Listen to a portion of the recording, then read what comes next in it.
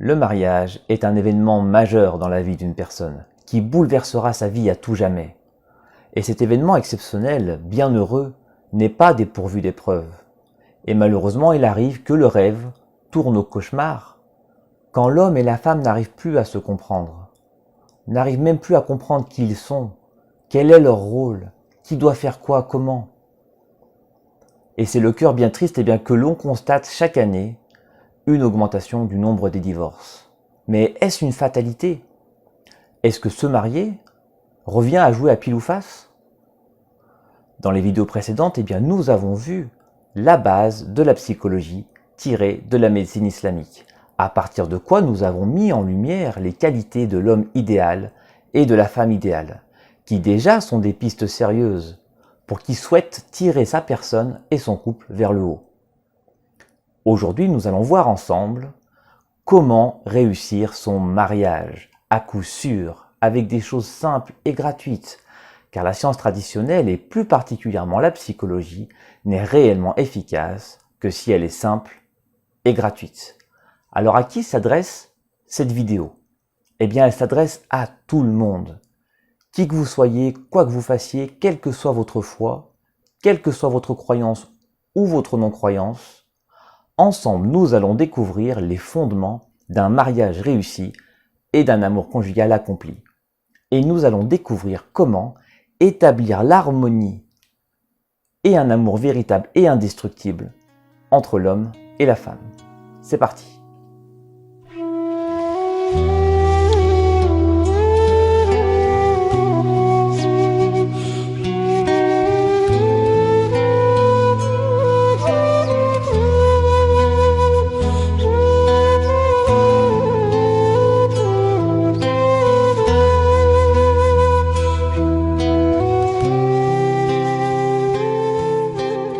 Comment réussir son mariage et sa vie de couple?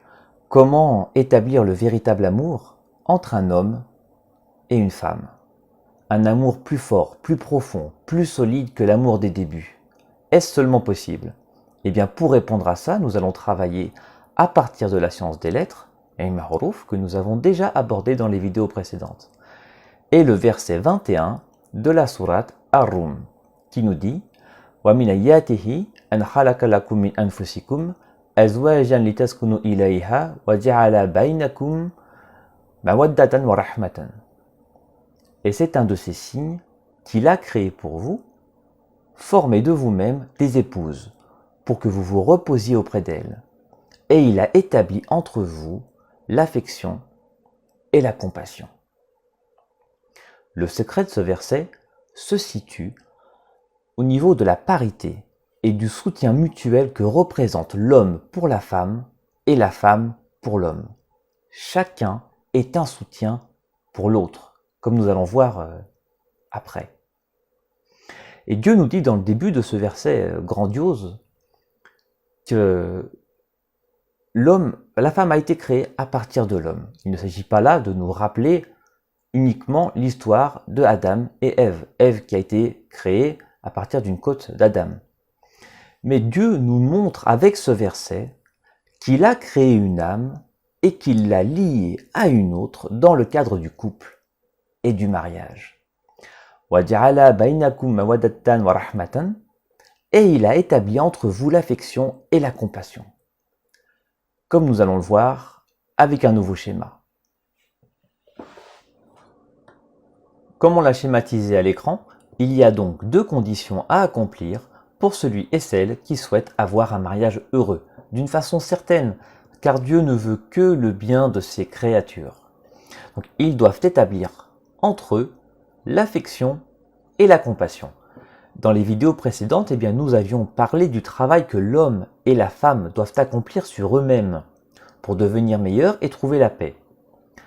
Avec l'affection, mawadda, et la compassion, rahma, nous allons voir ce que l'homme et la femme doivent construire entre eux, pour faire de leur foyer un foyer qui rayonne de lumière, qui rayonne d'amour, et faire de ces êtres quelque chose d'uni, qui ne se séparera jamais. L'affection enracinera entre les époux un amour profond. Elle est à l'image d'un champ que l'on cultive à deux, en y mettant tout son cœur pour obtenir les meilleurs fruits. La compassion créera un lien entre les époux qui fera que jamais une chose touchera l'un sans affecter l'autre. Ils sont deux, mais ils sont un. L'un ressent tout ce que va vivre l'autre. La peine de l'un est la peine de l'autre, la joie de l'un est la joie de l'autre. La compassion est à l'image des fruits qui sont les résultats du travail effectué avec l'affection. C'est pourquoi Dieu nous les a indiqués dans cet ordre. Et c'est pourquoi sur le schéma, nous avons englobé la compassion par l'affection. Alors comment on fait? Comment cultiver l'affection et comment l'enraciner entre les époux? Par sa plume divine, Dieu nous indique dans son livre saint le mot sacré Mawadda, qui est composé de 4 lettres.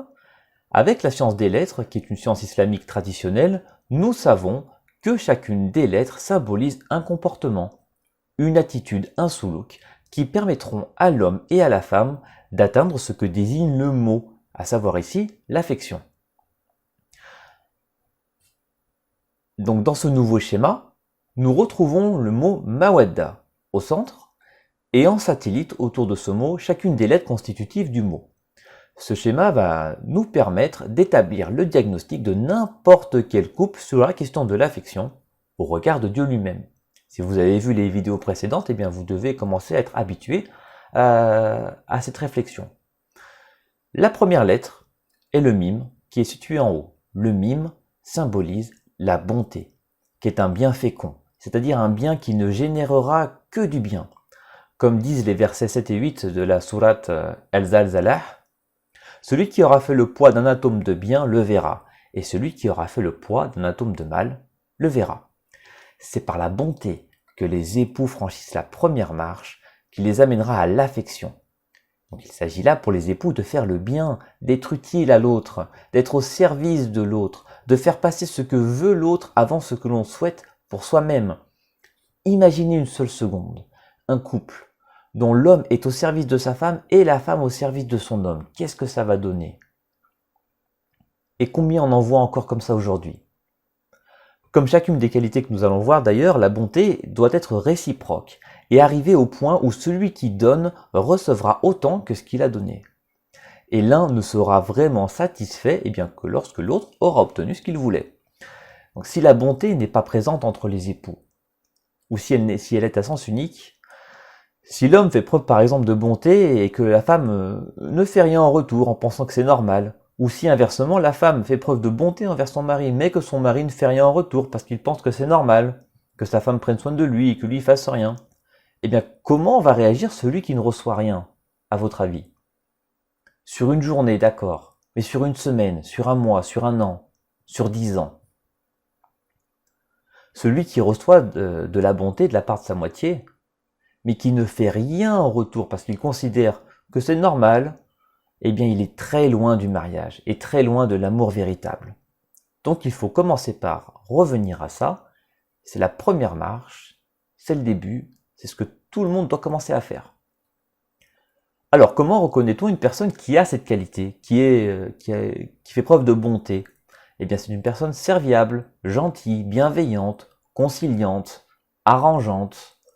Et comment on reconnaît une personne qui n'a pas cette qualité? C'est l'inverse, c'est quelqu'un d'égoïste, d'inutile, quelqu'un de peu serviable, quelqu'un de totalement assisté. On peut prendre quelques exemples pour illustrer tout ça. On imagine le matin, l'homme qui se lève un peu plus tôt que sa femme, et avant de partir au travail, il lui prépare son petit déjeuner et il lui laisse un petit mot qu'elle découvrira en se réveillant. Qu'est-ce que ça va faire? Quel bonheur de se sentir apprécié par quelqu'un.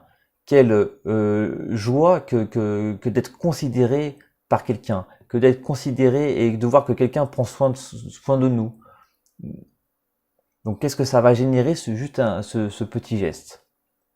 On imagine un autre cas où par exemple, tous les jours, on a un homme qui rentre chez lui, voilà, c'est sa femme qui lui prépare à manger, et lui il profite de ça sans jamais rien donner en retour, parce qu'il pense que c'est normal. Mais est-ce que c'est normal? Quelle tristesse va naître dans le cœur de sa femme qui voit tous les efforts qu'elle fait et qui voit aucune reconnaissance, qui voit même pas un merci, qui voit pas que lui, quand elle a besoin de lui, il est là pour essayer de l'aider. Quelle tristesse, quel problème cela va engendrer. On peut encore imaginer un autre cas un peu différent où l'homme a besoin d'acheter un pantalon, mais la femme a besoin d'acheter aussi une nouvelle robe. Alors, comment on fait? Parce qu'on n'a pas assez d'argent pour les deux. Eh bien, l'homme fait son maximum pour que ce soit la femme qui achète ce qu'elle a besoin. Et la femme fait son maximum pour que ce soit l'homme qui bénéficie de ce qui reste comme argent. Enfin, on peut imaginer un autre cas, par exemple, où l'homme rentre chez lui et sa femme lui a déjà dit 1000 fois de ranger ses chaussures, mais lui il insiste en ne les rangeant pas. Il sait très bien que ça l'embête, mais il continue parce qu'il se dit, il veut qu'elle comprenne que lui ça le saoule. Eh ben non, là c'est quelqu'un qui est très loin du mime, c'est quelqu'un qui est très loin de la bonté. La bonté nous invite à ne pas appuyer là où on sait que ça fait mal. Donc voilà pour notre première qualité, notre première lettre. La deuxième, c'est le wow qui se situe à droite. Le wow indique de mourir en étant vivant. Qu'est-ce que ça veut dire? Il s'agit là d'éteindre ses passions éphémères, d'éteindre ses désirs vains, d'éteindre ses pulsions malvenues. Alors comment ça se passe? Eh bien pour répondre à ça, on va faire une petite digression. L'être humain est composé de quoi? Eh bien il est composé de différents éléments. Certains éléments sont évidents, connus de tous, comme le corps et l'âme. Il y a un autre de ces éléments qui s'appelle nafs, qu'on appelle nafs en arabe, et qui n'a pas d'équivalent dans la langue française. Certains vont le traduire par exemple par une âme passionnelle, d'autres vont traduire nafs par l'ego. En effet, en spiritualité, eh bien l'ego est souvent considéré comme quelque chose de contraignant, qui nous empêche d'atteindre une certaine sagesse, une certaine grandeur d'âme. C'est pour ça qu'on propose ce genre de traduction pour nafs. Eh bien ces traductions sont incomplètes, c'est pour ça que nous ne le traduisons pas. Et ce que nous disent les versets 28 et 30 de la sourate Al-Ma'idah, si tu portes la main sur moi pour me tuer, moi je ne porterai pas la main sur toi pour te tuer. Je redoute Dieu, le Seigneur des mondes. Et son nafs l'incita à tuer son frère. Il le tua donc et se trouva parmi les perdants.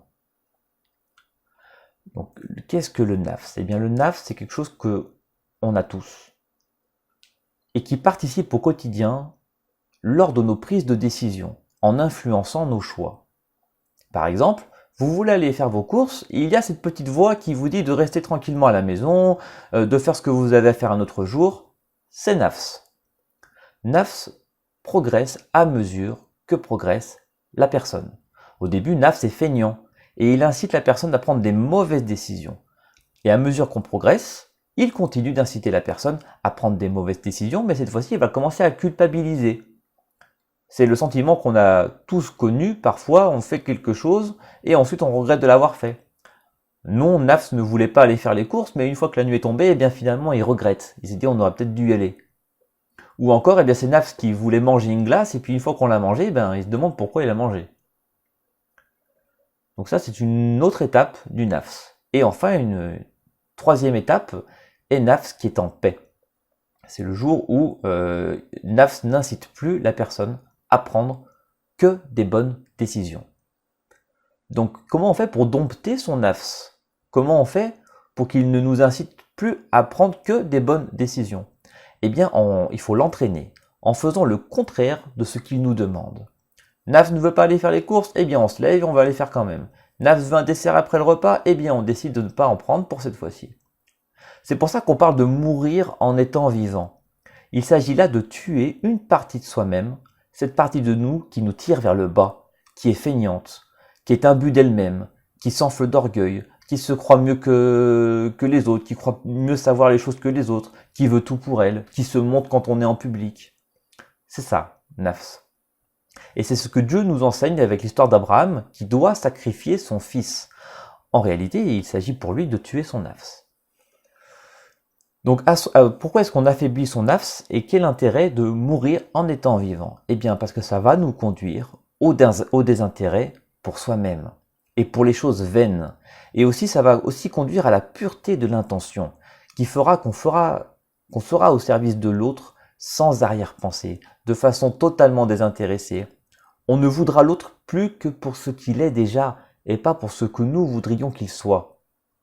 Voilà pourquoi c'est important de progresser dans le fait de mourir en étant vivant. Et on constate bien sûr ici qu'il y a un lien très fort avec la bonté, qui nous invite déjà à être au service de l'autre.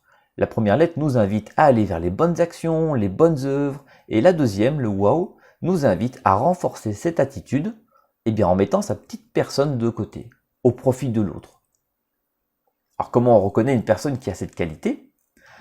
C'est une personne qui a du désintérêt pour elle-même, qui se satisfait de peu, qui est réfléchi, qui est sage, qui est aimable, qui est serviable. Et comment on reconnaît une personne qui n'a pas ces qualités? C'est l'inverse, c'est quelqu'un d'égocentrique, c'est quelqu'un d'immature, qui suit ses passions, qui cherche les plaisirs éphémères.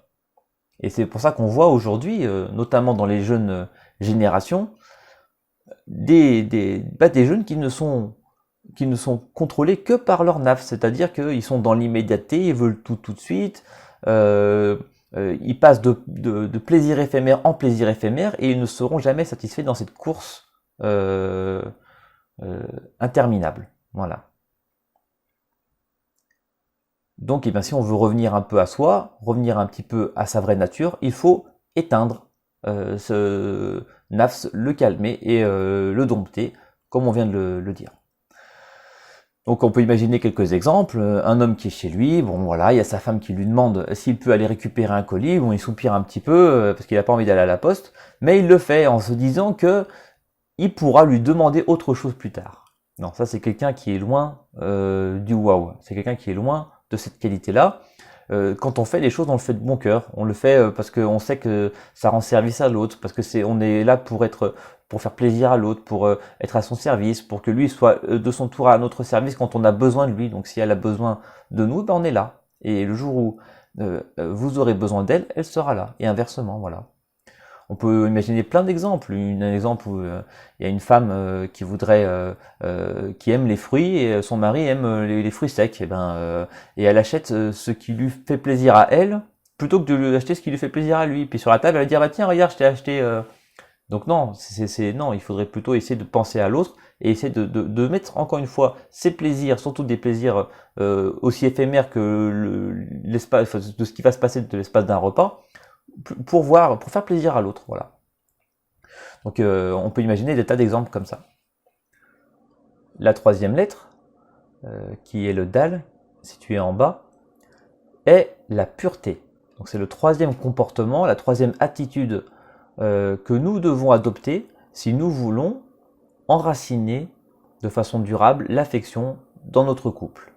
Il s'agit là donc avec la pureté, de protéger ce que nous avons vu précédemment en empêchant toute impureté de pénétrer dans l'enceinte du couple. Comme nous dit le verset 33 de la sourate Al-Ahzab, « Ô gens de la maison, Dieu veut seulement vous écarter de la souillure et vous purifier complètement. » Donc si un des membres du couple laisse pénétrer de l'impureté dans son couple, il le met en péril. Alors ça peut être de l'impureté matérielle, s'il est sale sur lui, s'il ne prend pas de douche, voilà. Il peut s'agir d'impureté dans les actions, s'il a des mauvaises fréquentations par exemple, ou s'il ramène de l'argent sale, par exemple issu de la drogue ou de transactions un peu douteuses, ou s'il ramène des objets volés, ou s'il est infidèle. Et ça peut être de l'impureté intérieure, s'il cache des choses à sa moitié, s'il a de la rancune en lui, ou de l'animosité. Toutes ces choses vont s'introduire dans le cocon familial comme s'infiltre l'humidité dans les murs. Avec le temps, ça crée de la moisissure et des fissures. Donc comment est-ce qu'on reconnaît quelqu'un qui a cette qualité de la pureté? C'est quelqu'un qui est propre matériellement, propre sur elle, qui est propre dans ses actions, propre dans sa façon de parler, propre dans ses fréquentations, propre dans ce qu'elle introduit dans son foyer et par les moyens avec lesquels elle l'introduit dans son foyer, et qui est propre intérieurement, qui est claire, qui est humble, qui est douce, qui est fidèle, qui est indulgente, qui pardonne. Voilà. Comment on reconnaît une personne qui n'a pas cette qualité du dal? C'est quelqu'un qui est sale, par exemple matériellement, ou sale dans ses actions, qui a des mauvaises fréquentations, qui ramène de l'argent sale, des objets volés, qui est sale intérieurement, qui fait preuve de rancune, de médisance, de malveillance, de perversité. C'est quelqu'un de cachotier, qui cherche la vengeance, voilà, qui est douteuse dans son travail ou dans ses fréquentations, voilà. On peut imaginer des exemples de la vie courante. Une femme qui a déjà dit 100 fois à son mari de ne pas ramener d'alcool à la maison, mais il continue. Donc, il ramène un produit qui va avoir des effets nocifs sur sa famille, mais peut-être sur les enfants, peut-être sur la femme, peut-être qu'il va devenir violent à cause de ça, peut-être que et tout ce qu'on sait comme dégâts que peuvent provoquer l'alcool. Il y a l'homme aussi qui dit à sa femme de faire attention à son groupe de copines qui passent leur temps à médire, à mentir ou à créer des problèmes. Donc si elle continue de les fréquenter de façon normale, naturelle, eh bien elle invite le mensonge et les problèmes chez elle. Il y a aussi l'homme qui rentre chez lui, il ment à sa femme en disant qu'il est resté tard au travail alors qu'en fait il est en train de traîner avec les copains. Ou une femme qui reçoit un SMS d'une histoire qui traîne depuis longtemps. Et puis son mari n'était pas au courant. Hein. Donc dès qu'il tombe dessus, c'est l'incompréhension totale. Ou alors, dans les scènes que personne n'a envie de vivre, il y a l'homme qui rencontre une autre femme par hasard et qui flirte un petit peu en buvant un verre, en justifiant qu'un verre, ça peut pas faire de mal. Mais quelle trahison pour celui qui subit ça. Est-ce que on a encore de la bonté pour sa femme quand on la distribue à n'importe qui? Donc on peut encore une fois imaginer tout un tas d'exemples pour la pureté. Et si la pureté n'est pas respectée, eh bien c'est le waouh et le mime qui vont en subir les conséquences, comme un effet de domino. La dernière qualité, la dernière lettre, est le ta, qui nous éclaire sur le fait de fuir ce qui est contraire. Comment est-ce qu'on fait pour rester pur? On a vu la pureté, comment est-ce qu'on fait pour le rester? Eh bien, c'est ce que nous indique la lettre suivante, le ta, qui est donc le fait de fuir ce qui est contraire.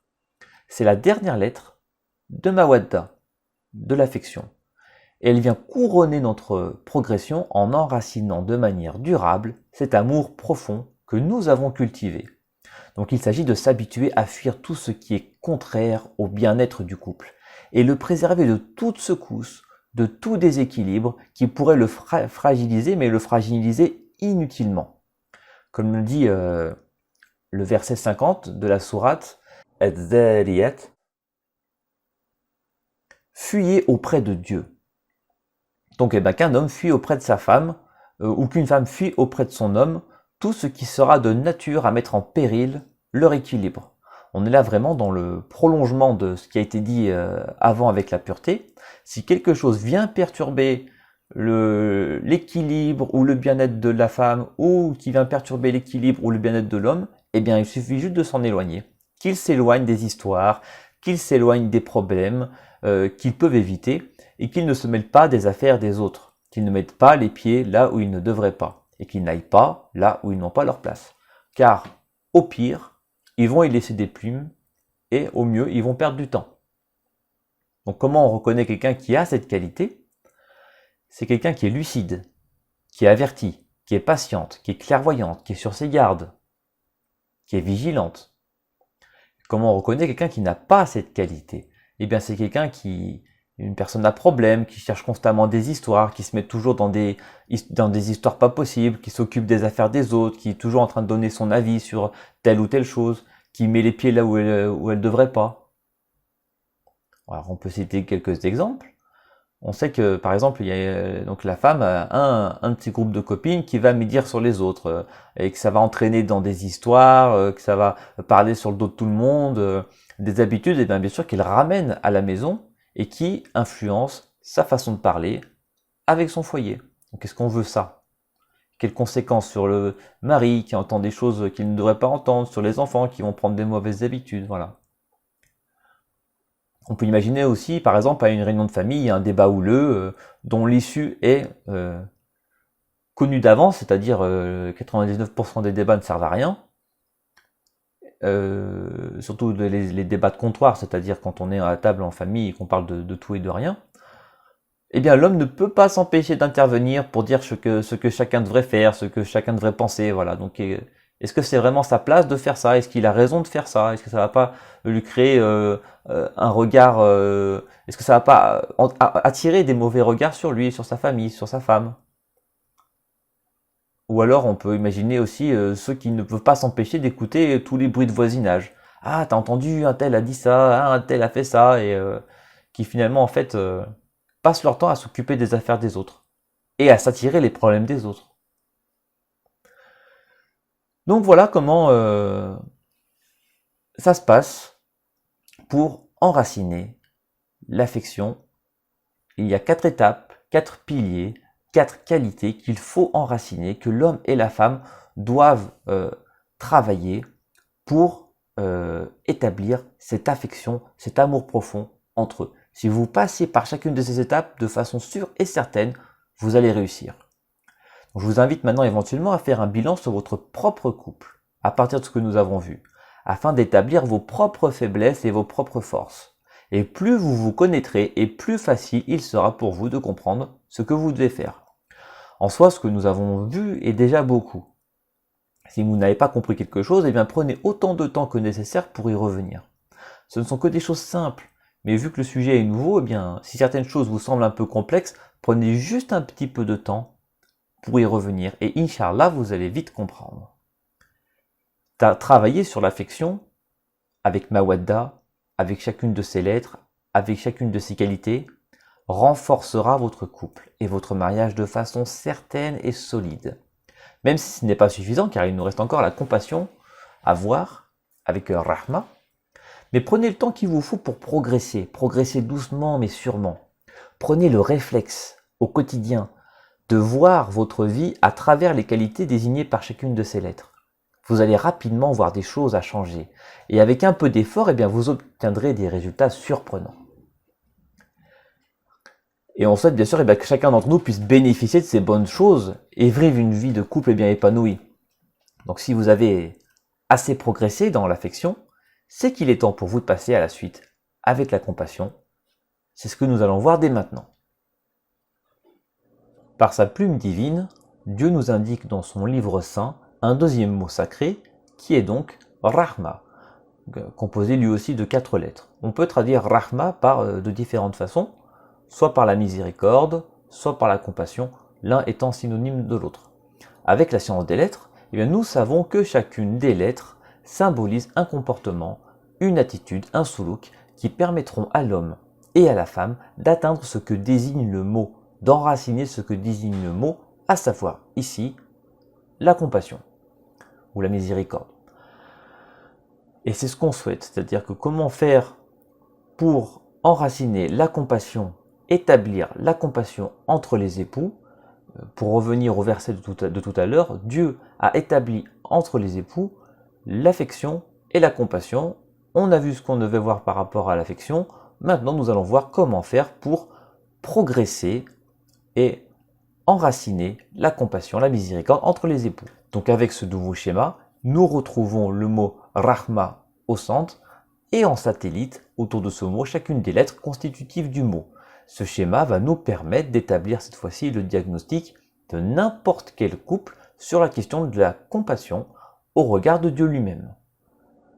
La première lettre située en haut est le Ra, qui est le fait de se surpasser. Cette qualité ne vous est peut-être pas inconnue si vous avez déjà suivi les vidéos précédentes sur les qualités de l'homme idéal, car on la retrouve dans le mot Ar-Rijal.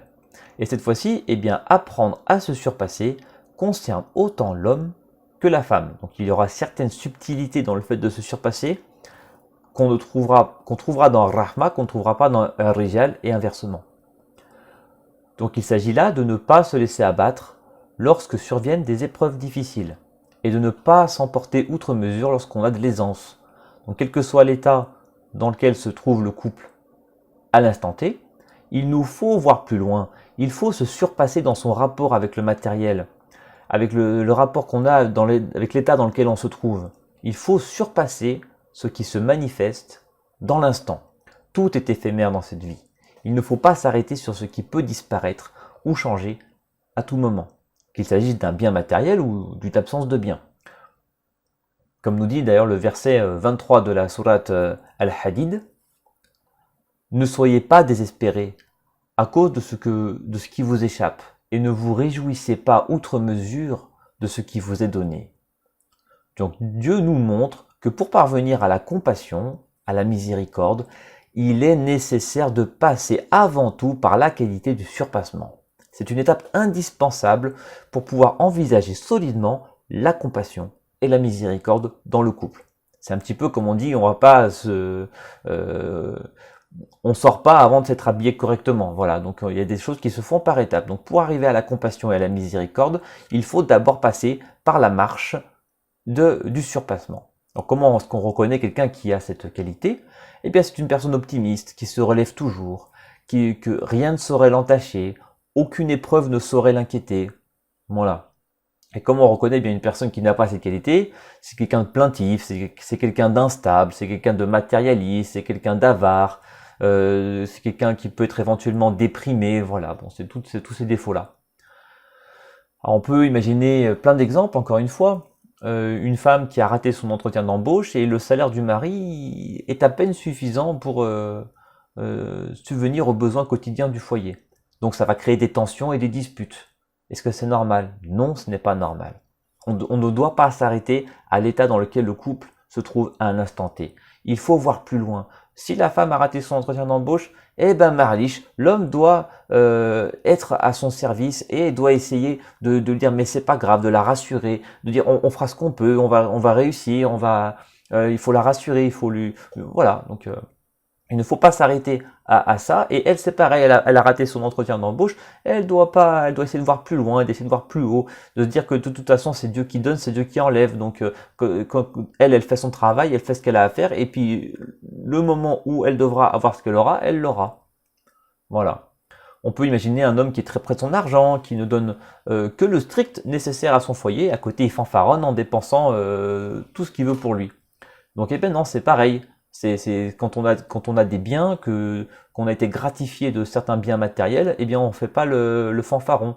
Au contraire, on fait preuve d'humilité, on fait preuve de noblesse, on essaye d'être simple, de distribuer à ceux qui en ont plus besoin que nous. Et on peut imaginer comme ça plein d'autres exemples. La lettre suivante, c'est le Ha. C'est la deuxième lettre qui est déjà la miséricorde et la compassion, ce qui nous renvoie donc au mot sacré coranique qu'on est en train d'étudier, à savoir Rahma. Et on comprend ainsi que pour s'établir, la compassion doit d'abord passer par le surpassement, puis nécessite encore deux étapes qui seront les deux dernières lettres qu'on verra après. La miséricorde et la compassion vont polir le lien empathique qui existe entre les époux. Si l'un est fatigué, l'autre s'en trouvera attristé et fera de son mieux pour l'aider. Si l'un est en bonne santé, eh bien l'autre s'en réjouira comme s'il s'agissait de sa propre santé à lui. Cette miséricorde qui passe par les mots doit aussi venir du cœur. C'est ce mouvement du cœur qui donnera de la vie à nos sourires, qui donnera de la vie à nos regards, à nos paroles, et qui fera que nos paroles seront un breuvage qui va aider l'autre à aller mieux, à se sentir bien, à sentir que sa maison, son foyer est un paradis sur Terre. Et c'est une qualité primordiale pour la réussite du couple. Et avec cette deuxième lettre, eh bien, on fait un nouveau pas en avant en essayant d'instaurer cet art de vivre à deux, entre lui et elle. La miséricorde, c'est un peu comme un robinet. Si on l'ouvre, eh bien, on va déborder de miséricorde. Et l'autre a besoin de ce qu'on a en excès. Donc, eh bien, on lui donne. Comme dit le verset 107 de la sourate Al-Anbiya, nous ne t'avons envoyé que comme miséricorde pour les mondes. Donc, eh bien, soyons-nous, comme l'ont été les prophètes, une miséricorde pour sa moitié, une miséricorde pour son foyer, une source de bien, de bien-être et d'empathie qui fera que nous serons vraiment à la hauteur et nous serons vraiment autre chose que ce qu'on peut constater aujourd'hui dans les couples et dans les foyers. Alors comment est-ce qu'on reconnaît une personne qui a cette qualité? Eh bien c'est quelqu'un qui est empathique, qui est bienveillante. C'est une personne sensible au malheur d'autrui, sensible au bien-être d'autrui. Et comment on reconnaît une personne qui n'a pas cette qualité? C'est quelqu'un de cruel, d'indifférente, d'insensible. Voilà. Donc on peut prendre des exemples, un peu dans la continuité de ce qu'on a dit tout à l'heure. L'homme a perdu son emploi et le salaire de sa femme, eh bien, suffit à peine à subvenir aux besoins du foyer. Eh bien là, on comprend que l'autre doit être d'autant plus à l'écoute de celui qui est en difficulté que ce qu'on a vu encore, qu'on a vu tout à l'heure avec le fait de se surpasser. Oui, l'homme et la femme sont un soutien mutuel. Donc l'un doit soutenir l'autre quand l'autre est en difficulté et l'autre doit soutenir l'autre quand l'autre est en difficulté. On est tout le temps en train de faire une sorte de un travail un travail à deux. Voilà, chacun est là pour aider l'autre, chacun est là pour soutenir l'autre. Et voilà. Et c'est ce qu'on voit à travers toutes les qualités qu'on voit depuis le début avec déjà Mawadda et avec les deux premières qualités de Rahma. La troisième lettre en bas, donc est de nouveau le mime qui nous permet de mettre un pas supplémentaire dans la bonté qui devient une bonté profonde. Donc bien sûr, comme on a progressé à travers toutes les qualités de Mawadda et qu'on en est déjà à la troisième qualité de Rahma, nos sens internes ont été affûtés. Nous avons cultivé les bons comportements. Nos passions éphémères sont éteintes. Donc la bonté nous a amené à la miséricorde, qui était la deuxième lettre, le Ha, la compassion. Et la miséricorde nous conduit de nouveau à la bonté, qui sera maintenant accompagnée par tout le cheminement qu'on aura accompli en arrivant jusqu'ici, et qui sera génératrice de nouveaux fruits aux saveurs sans pareil. Donc dès qu'on en arrive là, on voit à quel point finalement il y a un jeu de va-et-vient entre la compassion, la miséricorde et l'affection, et on voit que tout tourne autour de certaines qualités qui vont et viennent, et qui à chaque fois trouvent de nouvelles couleurs, de nouvelles nuances, qui nous permettent de progresser toujours plus.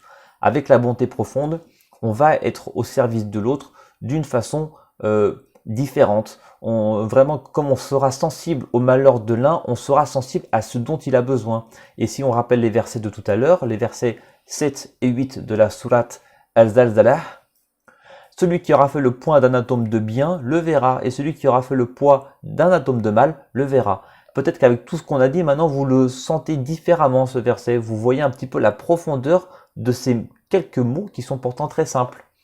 Arrivé à ce stade, nous avons fait de l'homme et de la femme un seul être, unis par le mariage. Le besoin de l'un et le besoin de l'autre, le souci de l'un et le souci de l'autre, ils ne sont plus qu'un, ils ont atteint leur destination, ils forment un couple uni. L'un comprend la bonté différemment maintenant qu'il a travaillé ce lien avec l'autre, ce lien dont Dieu nous parle dans le verset du début de tout à l'heure, qui lie une âme à une autre. Ce lien qui lui permet de ressentir ce que l'autre ressent, de mieux comprendre ce dont il a besoin. Donc c'est une bonté profonde, voilà, il faut faire preuve maintenant, ou plutôt qui permettra de vivre en harmonie avec l'autre. Donc on pourrait dire c'est très bien, c'est fini, on a vu tout ce qu'il fallait voir. Non, il nous reste une dernière chose. Notre couple est déjà uni, notre couple est déjà en harmonie, notre couple fait preuve déjà d'un amour profond. Mais il nous manque une dernière chose qui est une nouvelle fois la dernière lettre qui est le Ta, donc c'est la lettre à gauche, qui indique qu'il faut fuir ce qui est contraire à l'équilibre du couple et qui vient conclure cette progression.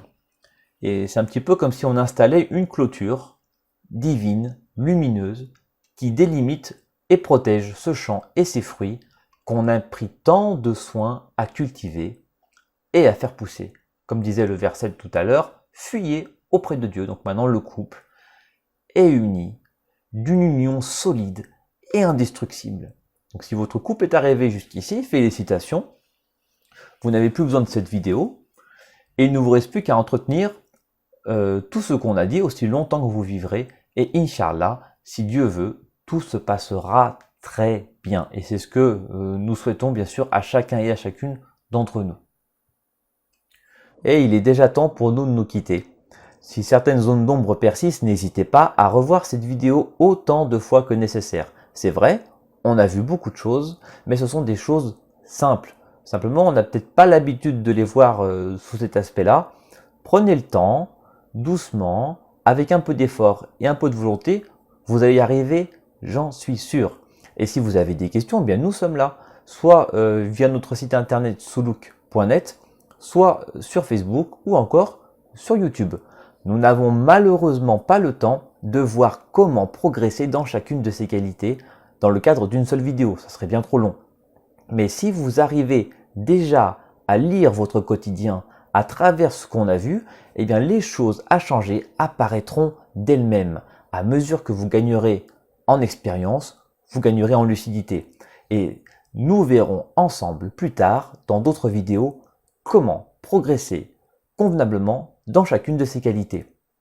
Avec l'affection et la compassion, Mawadda ar-Rahma, nous avons fait un grand pas en avant dans la psychologie islamique et nous pouvons établir un dernier schéma qui sera le résumé de tout ce que nous avons vu jusqu'à présent, avec le portrait divin de l'homme, le portrait divin de la femme et les piliers d'un mariage réussi. Mais ce n'est pas fini. Il nous reste encore beaucoup de choses à faire et beaucoup de choses à voir. Dans la prochaine vidéo, nous allons voir une méthode pour sauver un mariage au bord de la rupture. Comment sauver son mariage? Ce sera le sujet de la prochaine vidéo et de notre prochain rendez-vous. Je vous remercie pour votre fidélité et votre attention. Que Dieu fasse de chacun d'entre nous des hommes et des femmes humbles, au grand cœur et au service des autres. Amin.